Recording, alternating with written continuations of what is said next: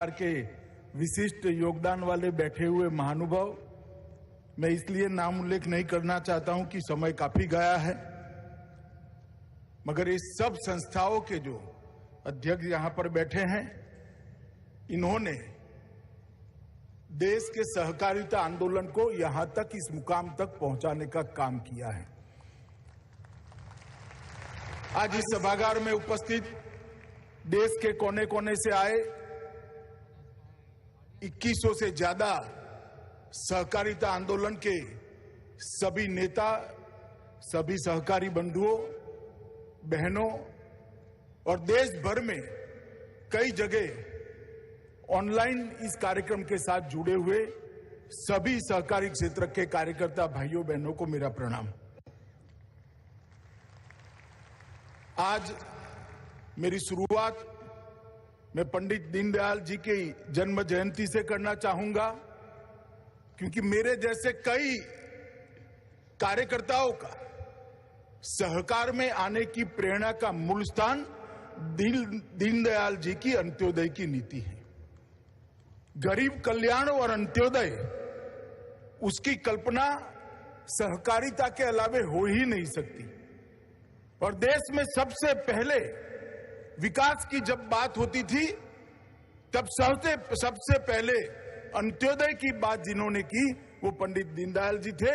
आज उनका जन्मदिन है। हम मेरे जैसे लाखों करोड़ों कार्यकर्ताओं के लिए ये प्रेरणा प्राप्त करने का दिन है। उसी दिन ये सहकारी सम्मेलन हो रहा है, इसका मुझे बहुत बहुत आनंद है।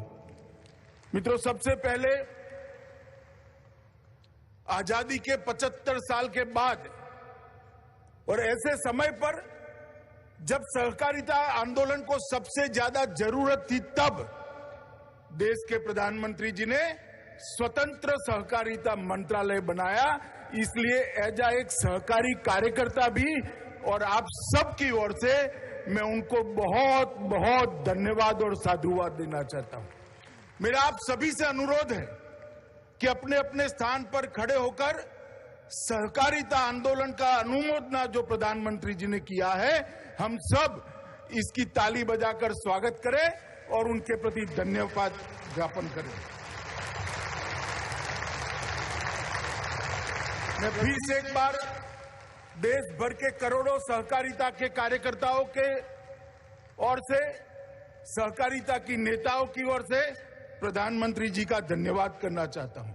और मेरी ओर से एक विशेष धन्यवाद करना चाहता हूं, क्योंकि मेरी रुचि का जो विषय है, देश में सबसे पहला सहकारी मंत्री बनने का मौका उन्होंने मुझे दिया है। मेरे लिए बहुत गौरव की बात है। आज यहां जब हम खड़े हैं और एक नई शुरुआत सहकारिता आंदोलन को बल देने की, गति देने की, दिशा देने की शुरू होने जा रही, उस वक्त मैं इतना कहना चाहता हूं कि प्रधानमंत्री जी ने इस मंत्रालय का स्थापना किया है, तब मैं सहकारिता मंत्री के नाते देश भर के सहकारिता के नेताओं को, कार्यकर्ताओं को कहना चाहता हूं कि निग्लेक्शन का टाइम समाप्त हुआ है, प्रायोरिटी का टाइम शुरू हुआ है। आइए सब साथ में रहकर सहकारिता को आगे बढ़ाएं। देश के विकास के अंदर सहकारिता बहुत महत्वपूर्ण योगदान दे सकती है। देश के विकास के अंदर सहकारिता का योगदान आज भी है, मगर बहुत सारे आयामों के अंदर, आयामों तक हमें पहुंचना बाकी है। हमने इसको नए सिरे से सोचना पड़ेगा, नए सिरे से रेखांकित करना पड़ेगा, हमारे काम का दायरा बढ़ाने पड़ेगा, काम के अंदर शिस्त लानी पड़ेगी, काम के अंदर पारदर्शिता भी लानी पड़ेगी और काम के अंदर सहकारिता की भावना को स्वभाव की तरह, संस्कार की तरह घुल मिलकर सहकारिता के आंदोलन को आगे बढ़ाएं। देश के करोड़ों किसान, वंचित, पिछड़े, दलित, गरीब, उपेक्षित महिलाएं, उनको विकास का मार्ग केवल और केवल सहकारिता के माध्यम से ही प्रशस्त हो सकता है और कोई मार्ग नहीं है। कई लोग सहकारिता की प्रासंगिकता पर सवाल उठाते हैं। उनको लगता है कि सहकारिता आंदोलन अब इरिलेवेंट हो गया है। मैं बहुत मन से और बहुत मक्कमता के साथ कहना चाहता हूं कि सहकारिता आंदोलन सबसे ज्यादा प्रासंगिक कभी था तो अभी है और बहुत बड़ी मंजिल अभी काटना बाकी है। हर गांव में कोऑपरेटिव के साथ जोड़कर सहकार से समृद्धि, ये मंत्र से हर गांव को समृद्ध बनाना और समृद्ध गांव के संपुट से देश को समृद्ध बनाना, यही सहकारी आंदोलन की भूमिका होती। सहकारिता शब्द सह और कार्य, ये दो शब्दों से बना हुआ है। मिलजुल कर एक लक्ष्य के साथ भातृभाव से एक दिशा में काम करना ही सहकारिता है।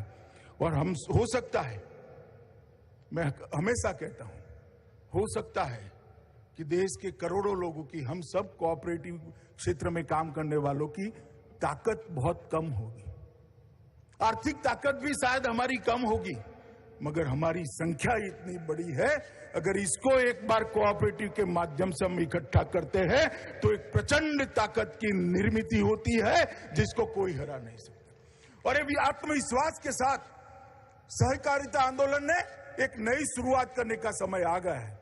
मोदी जी ने एक मंत्र दिया है सहकार से समृद्धि का, और उन्होंने जो $5 ट्रिलियन की इकोनॉमी का लक्ष्य रखा है, मैं आज मोदी जी को आश्वस्त करना चाहता हूं कि सहकारिता क्षेत्र भी आपके $5 ट्रिलियन की इकोनॉमी के लक्ष्य को पूरा करने के लिए एड़ी चोटी का जोर लगा देगा।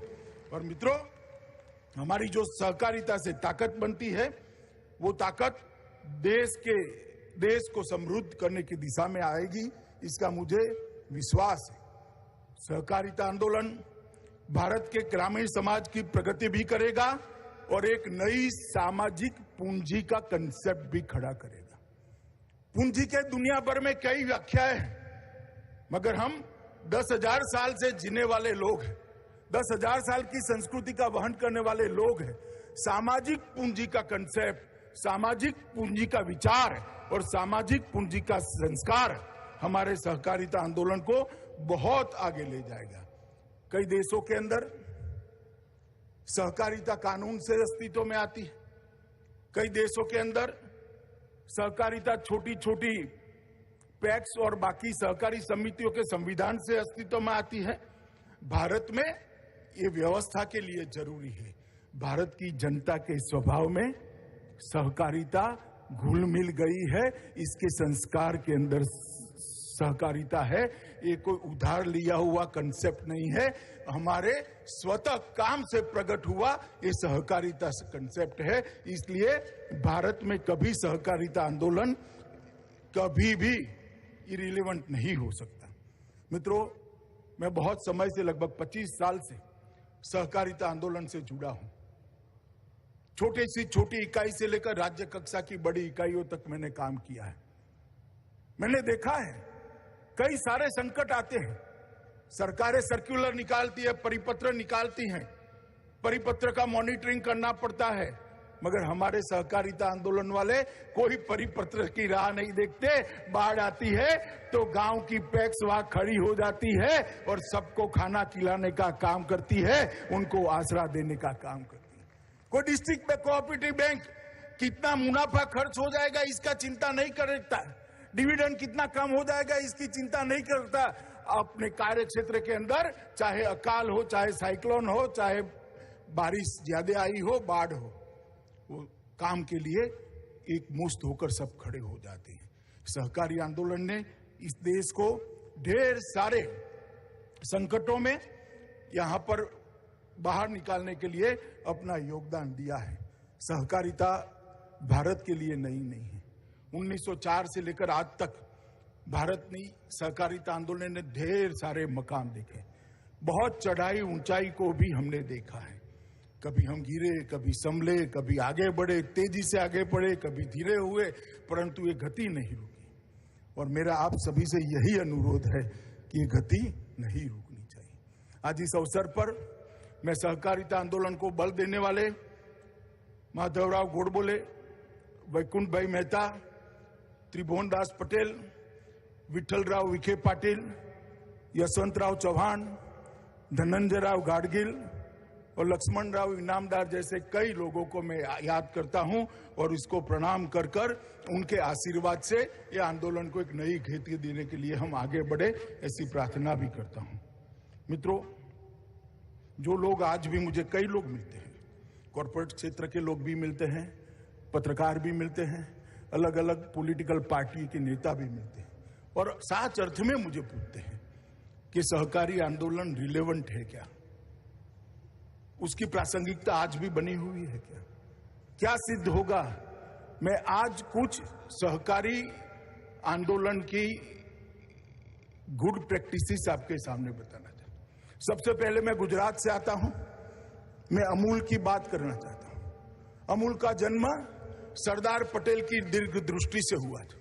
1946 में अंग्रेजों ने एक फैसला किया कि किसानों ने कंपलसरी फर्जियात रूप से अपना सारा दूध एक प्राइवेट कंपनी को देना पड़ेगा। इसके खिलाफ एक आंदोलन हुआ खेड़ा जिले के अंदर। सरदार पटेल ने त्रिभुवन भाई को कहा कि जब तक आप दूध बेचने की व्यवस्था नहीं करते तब तक दूध का आंदोलन, इसके खिलाफ आंदोलन कभी सफल नहीं होता। और वहां एक शुरुआत हुई अमूल की। सरदार पटेल के मार्गदर्शन में त्रिभुवन भाई पटेल ने 2 प्राथमिक ग्राम दूध उत्पादक समितियों का पंजीकरण किया, जिसमें 80 किसान जुड़े हुए, सिर्फ 80 किसान। और वो अमूल आज कहां है? 2020-21 में उसका ग्रुप टर्नओवर 21,000 करोड़ को पार कर गया है मित्र। 53,000 करोड़, 53,000 करोड़ रुपीस उसको पार कर गए। एक दिन में लगभग 30 मिलियन दूध का प्रबंधन ये हमारा कोऑपरेटिव संस्थान करता है। इसके अंदर 36 लाख किसान परिवार जुड़े हुए हैं और विशेषकर महिलाओं को एम्पावर करने का काम किया है। मैंने तो गांव में देखा है, गुजरात में, शनिवार को जब महिला के हाथ में अपना चेक आता है या कैश आती है, इसके चेहरे पर हर्ष देखकर मन को बहुत अंदर तक शांति होती। 36 लाख किसान परिवारों को अमूल आज अपने साथ जुड़ा है। 18 जिलों का ये फेडरेशन है। 87 से ज्यादा डेयरी के मैन्युफैक्चरिंग प्लांट बनाए हैं और उसकी प्रबंधन क्षमता 39 मिलियन तक की प्रबंधन क्षमता आज बनाई। इंस्टॉल कैपेसिटी 39 मिलियन टन दूध को प्रोसेस करने की है। आप कल्पना कर सकते हैं? बड़े से बड़ी कॉर्पोरेट डेयरी जो नहीं कर सकती, ये हमारे अमूल ने कर दिखाया है और मैं मानता हूं यही उदाहरण लेकर हमने आगे बढ़ना चाहिए। लिज्जत पापड़, बहुत कम लोगों को यहां पर भी मालूम होगा, लिज्जत पापड़ कोऑपरेटिव। 1959 में जसवंतीबेन पोपट नाम की एक गुजराती महिला साहसिक ने 80 बहनों को साथ में रखकर एक कोऑपरेटिव बनाकर पापड़ बनाने की शुरुआत की थी। 2019 में उनका कारोबार 1600 करोड़ से ज्यादा का कारोबार है और 80 करोड़ निर्यात करती है। 45,000 महिलाएं लिज्जत के कोऑपरेटिव आंदोलन से जुड़ी है और ये सक्सेस स्टोरी देश भर की महिलाओं के लिए एक प्रेरणा का स्रोत है। अमूल और लिज्जत दोनों आज सफल है तो देश की महिलाओं का इसके अंदर बहुत बड़ा योगदान है, दूध भरने में भी और पापड़ बनाने भी। इफको जो आज हमारे यजमान है, चेयरमैन साहब भी बैठे हैं, एमडी अवस्थी भी बैठे हैं। इफको ने इस देश की हरित क्रांति को एक नई दिशा देने का काम किया है।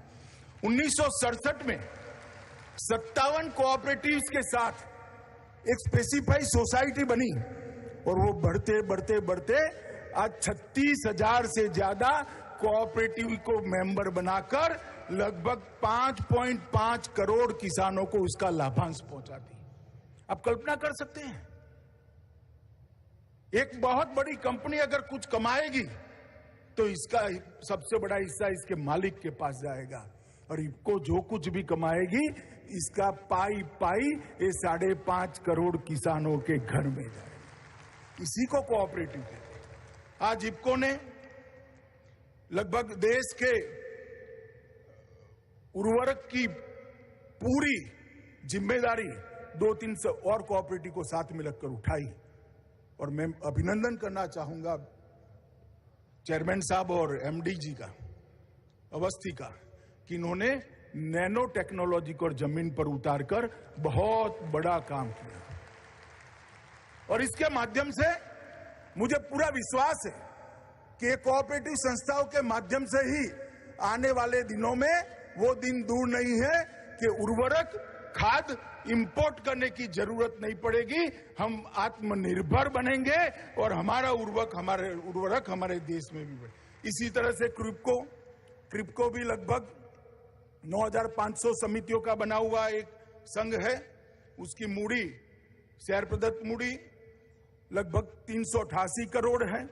शेयर धारकों को एक साल में 2118 करोड़ रुपए का लाभांश क्रिप्को ने दिया है। आप इससे कल्पना करिए, ये सब सक्सेस स्टोरी है। और इतना ही नहीं है, बहुत लंबी सूची है। नेफेड है, मैं मणिपुर गया था, रेणु हथकरघा हस्तशिल्प 75 साल से एक लय के साथ वो कोऑपरेटिव में अपना योगदान करता है।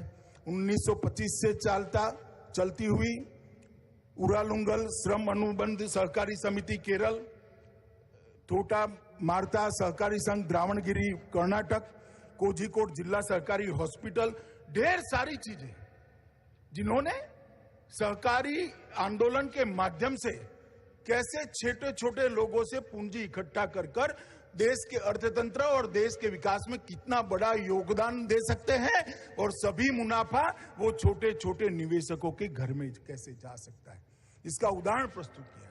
मगर आज लगभग सारे संस्थानों के कर्ता धर्ता यहीं पर है, प्रबंध निर्देशक है, चेयरमैन है, डायरेक्टर्स हैं। मैं सबको निवेदन करना चाहता हूं कि हमने काफी कुछ करना बाकी है।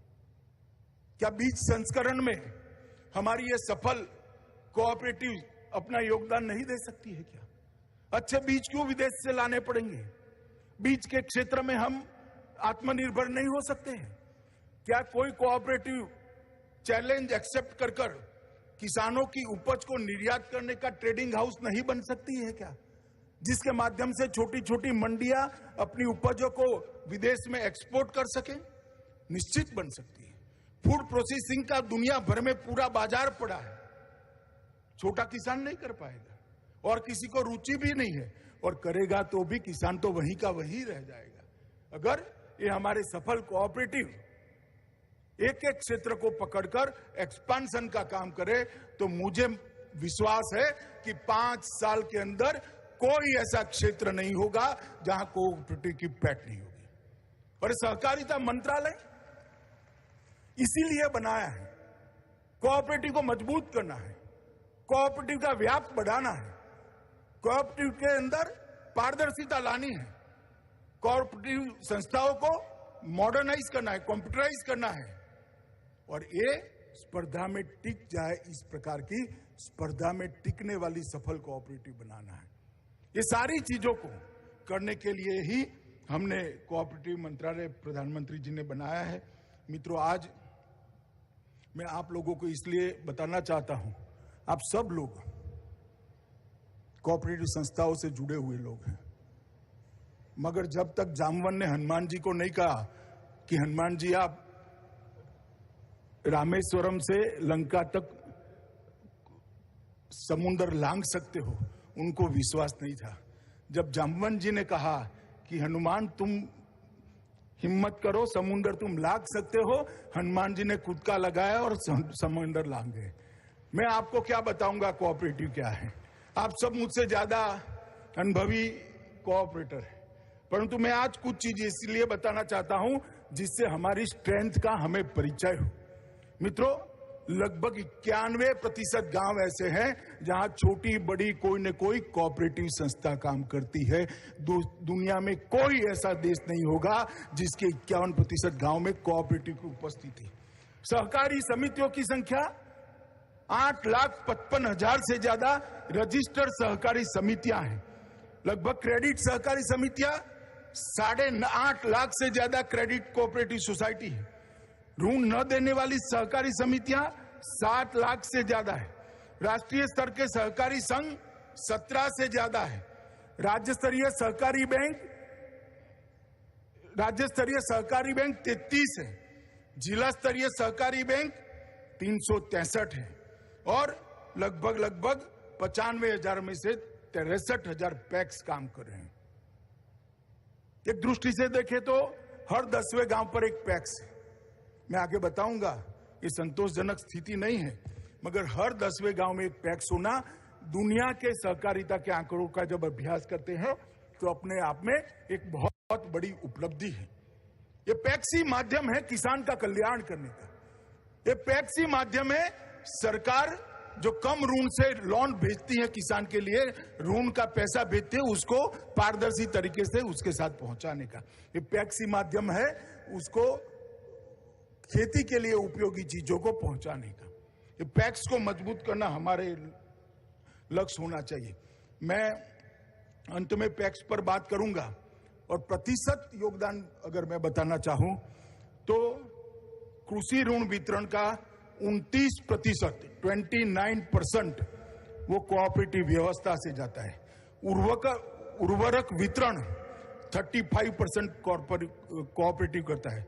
उर्वरक का उत्पादन, खाद का उत्पादन वो भी लगभग 30% करता है। चीनी का उत्पादन, देश की कुल चीनी की लागत का उत्पादन 31% कोऑपरेटिव चीनी मिले करती है। तकली स्पिंडल 29%, दूध की खरीदी और उत्पादन 20%, गेहूं की खरीदी 13% कोऑपरेटिव करती है, धान की खरीदी 20% करती है और मछुआरा के क्षेत्र में भी कोऑपरेटिव का योगदान 21% है। मैं इसलिए आंकड़े कहता हूं मित्रों कि एक बहुत मजबूत प्लेटफॉर्म पर आज हम खड़े हैं। अब समय आ गया है कि नए लक्ष्य तय करना और नए लक्ष्यों को सिद्ध करने के लिए आगे बढ़ना।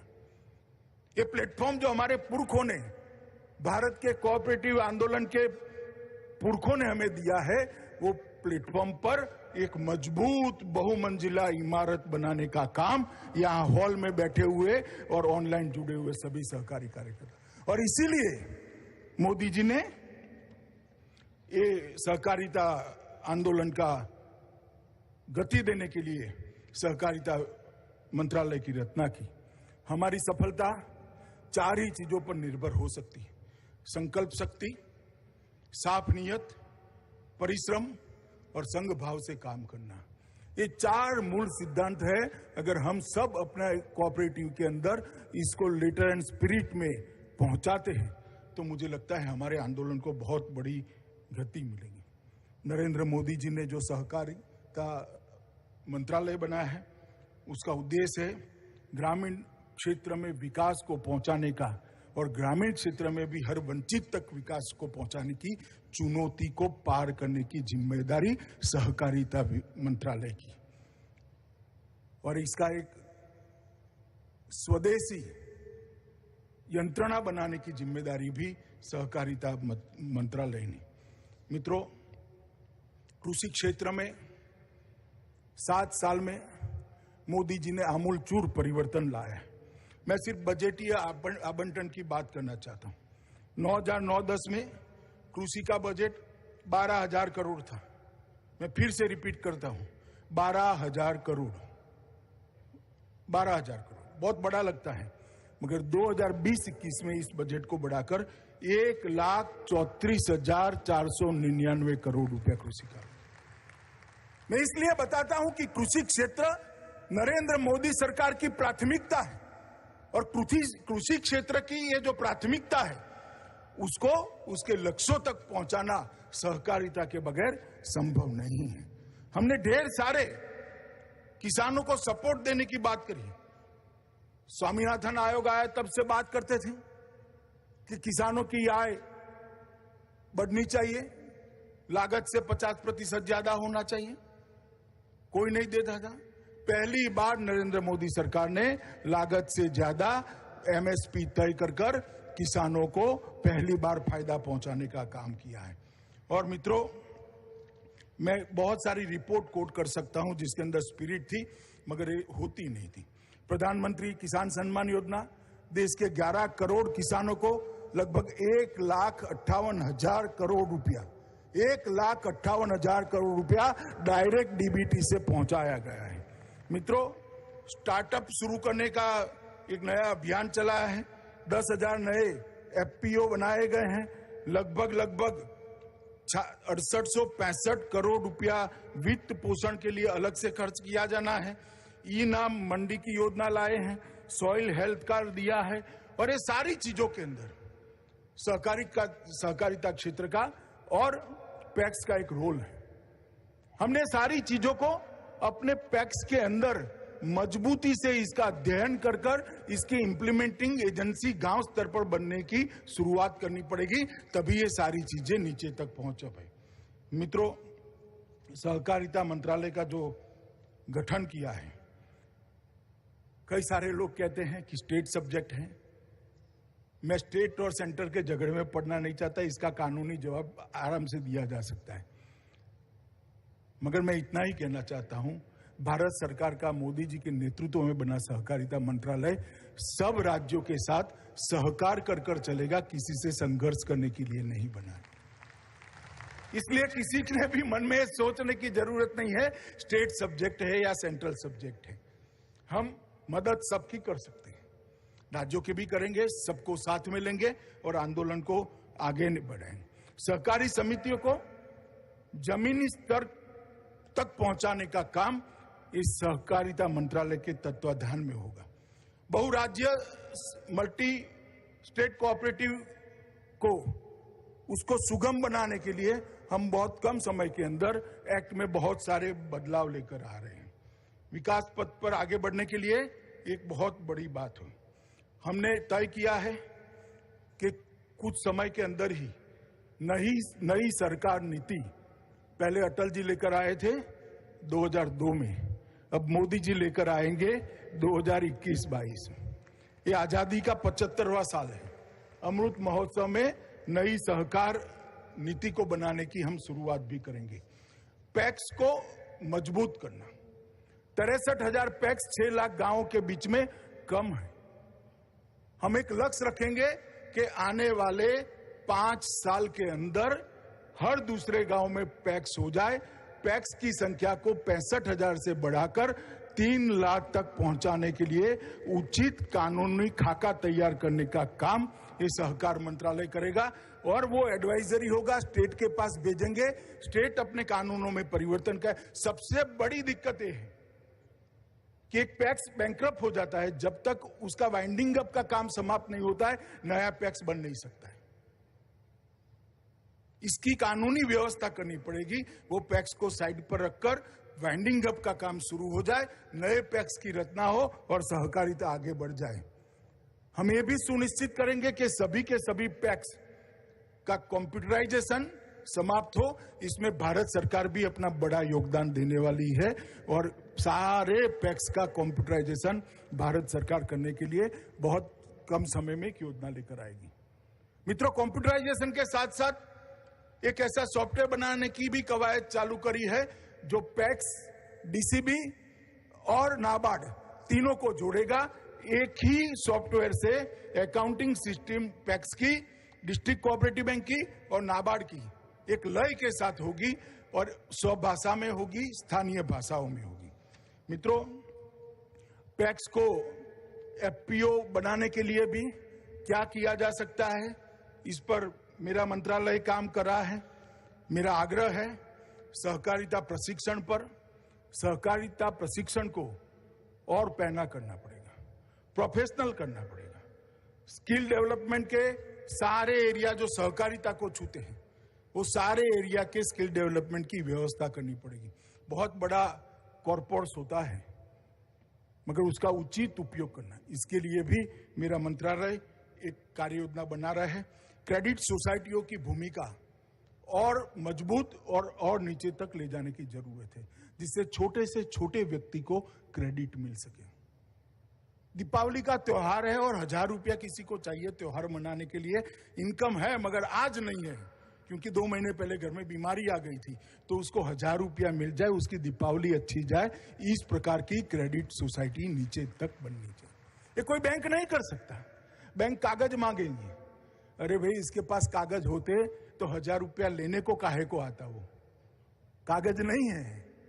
हमारी कोऑपरेटिव क्रेडिट सोसाइटियां जो छोटे छोटे लोन देती है, 2 आंख की शर्म से देती है, और मैं मानता हूं इसको हम नीचे तक मजबूत करने का काम करेंगे। किसान क्रेडिट कार्ड में भी पैक्स की भूमिका कुछ राज्यों में अभी तक बनी नहीं है, इसको हम बनाने के लिए पूरा प्रयास करेंगे।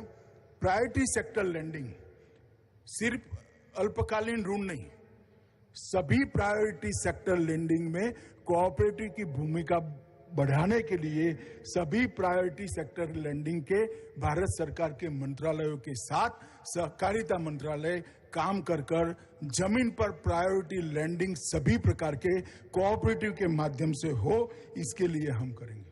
जैसे स्व सहायता जूथ, आज तक देश में स्व सहायता जूथों ने अपनी स्पेसिफाई सोसाइटी नहीं बनाई।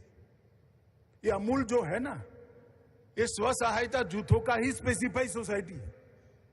अमूल की तरह स्व सहायता जूथ हर राज्य में अपनी स्पेसिफाई सोसाइटी बनाकर छोटी छोटी स्व सहायता जूथों ने बनाई हुई चीजों के मार्केटिंग की व्यवस्था कर सकता है। इसके लिए भी एक विशेष कानूनी प्रबंधन करने की जरूरत है, इस पर भी हम काम कर रहे हैं।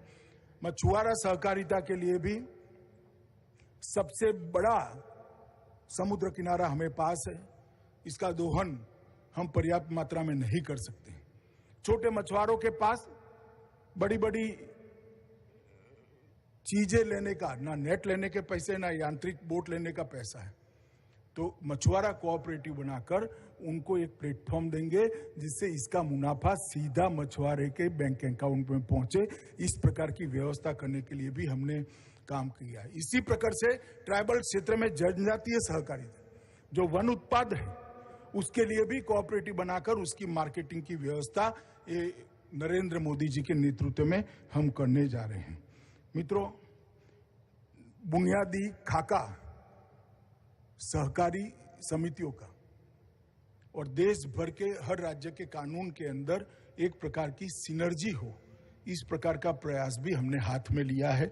मुझे मालूम नहीं सफलता कितनी मिलेगी, मगर हमारा इरादा नेक है, इसलिए विश्वास है कि इसमें सफलता जरूर मिलेगी और हम जरूर सफल होंगे।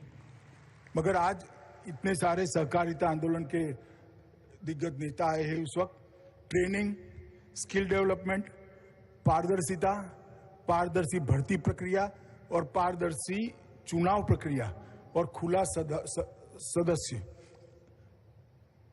सभासद बनाने का खुला कार्यक्रम सहकारिता ने संस्थाओं ने करना पड़ेगा। ट्रेनिंग, स्किल डेवलपमेंट, पारदर्शिता, भर्ती में पारदर्शिता और चुनाव के अंदर पारदर्शिता, इसको हमने लाना ही होगा, तब जाकर हम आगे बढ़ पाएंगे, वरना हम भी कालबाह्य हो जाएंगे। और हम सबका ये दायित्व है कि मोदी जी ने इस आंदोलन को गति देने के लिए एक बहुत बड़ा निर्णय किया और मोदी जी के इस निर्णय को सफल बनाने के लिए और सहकारिता आंदोलन को एकदम गति के साथ आगे बढ़ाने के लिए हमने सहकारिता क्षेत्र के अंदर जो आंतरिक परिवर्तन करने की जरूरत है उस पर भी आत्मनिरीक्षण कर बल देना पड़ेगा। मित्रों, सहकारिता कॉमन सर्विस सेंटर की कल्पना भी हमारा मंत्रालय कर रहा है। नेशनल डेटाबेस के लिए भी हमारा मंत्रालय आगे बढ़ रहा है और नेशनल कोऑपरेटिव यूनिवर्सिटी बनाने के लिए भी 4 जगह से दरखास्त मिली है। मुझे लगता है कि ये प्रोफेशनल यूनिवर्सिटी की जगह कोई कोऑपरेटिव संस्थान बड़ा आगे आए तो अच्छा है। एक नेशनल कोऑपरेटिव यूनिवर्सिटी भी बनाने की जरूरत है।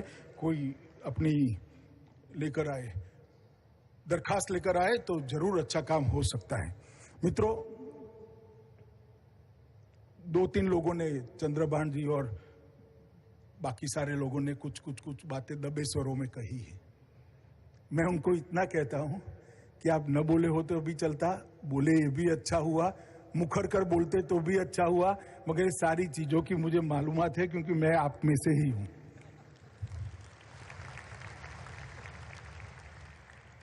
कोऑपरेटिव, अर्बन कोऑपरेटिव बैंक के प्रॉब्लम्स, टैक्सेशन के प्रॉब्लम, भेदभावपूर्ण रवैया, सरकार का पक्षपात, सरकारी कर्मचारियों का पक्षपात, ये सारी चीजों से मैं अवगत हूं। मैं आपको विश्वास दिलाना चाहता हूं, इस क्षेत्र के साथ कोई अन्याय नहीं कर पाएगा, इतना भरोसा है। और इसीलिए मोदी जी ने सहकारिता को प्राथमिकता दी है। इसीलिए आत्मनिर्भर भारत के स्वप्न के अंदर सहकारिता आंदोलन को प्रमुख स्थान दिया है और इसीलिए सहकार से समृद्धि का मंत्र नरेंद्र मोदी जी ने दिया है, क्योंकि हम चाहते हैं कि सम विकास होना चाहिए, विकास सर्वस्पर्शीय होना चाहिए, विकास सर्वसमावेशक होना चाहिए, विकास के मॉडल के अंदर सबको छूने की ताकत होनी चाहिए और विकास का मॉडल सबको समाहित करने की बाहें फैलाकर खड़ा हुआ मॉडल होना चाहिए और वो कोऑपरेटिव के अलावे संभव नहीं है। इसीलिए कोऑपरेटिव मंत्रालय की रचना की गई। चीनी मिलों की भी बहुत सारी समस्याएं हैं। कई जगह हमारे त्रिस्तरीय एग्रीकल्चर फाइनेंस के ढांचे को डिस्टर्ब करने की भी बात हो रही है। मैं इन सब में बहुत अभी कुछ स्पष्टता से इसलिए नहीं कह रहा हूं कि विचार चल रहा है, सबसे चर्चा भी करना है, परंतु मैं इतना जरूर कहना चाहता हूं कि आपकी समस्या आप जरूर मुझे लिख कर भेजिए, जरूर लिख कर भेजिए। छोटी से छोटी चिट्ठी को मैं ध्यान से पढ़कर इस पर उचित निर्णय करूंगा, मगर लिख कर नहीं भेजेंगे तो भी मैं सामने से संपर्क कर आपकी तकलीफों को समझकर उसके निवारण के लिए प्रोएक्टिव रहूंगा। और ये मोदी जी की इच्छा है, देश का प्रधानमंत्री जी का ये मन की इच्छा है कि वो चाहते हैं कि छोटे से छोटे व्यक्ति को विकास की प्रक्रिया में हिस्सेदार बनाना, सहकारिता के माध्यम से हर परिवार को समृद्ध बनाना और हर समृद्ध हुए परिवार के संपुट से देश को समृद्ध बनाना, यही सहकार से समृद्धि के मंत्र का रहस्य है और हमें इसमें जी जान से लगना है। आज मैं यहाँ आया हूँ, मेरा और मेरे साथी मंत्री जी का आपने स्वागत किया। डॉक्टर साहब भी अर्जेंटीना से पधारे हैं यहाँ पर और मैं उनको विश्वास दिलाना चाहता हूँ कि भारत की सहकारिता क्षेत्र, भारत का सहकारी आंदोलन देश भर में गुड प्रैक्टिसेस साझा करने का, एक्सचेंज करने का एक प्लेटफॉर्म बन सकता है।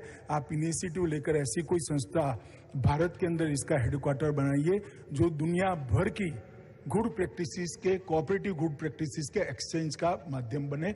हम आपका स्वागत करने के लिए यहाँ पर तैयार हैं और मैं फिर से एक बार कहता हूँ कि प्रधानमंत्री जी के मन की इच्छा है कि सहकारिता के आधार पर भारत की अर्थनीति के विकास का एक नया अध्याय लिखा जाए।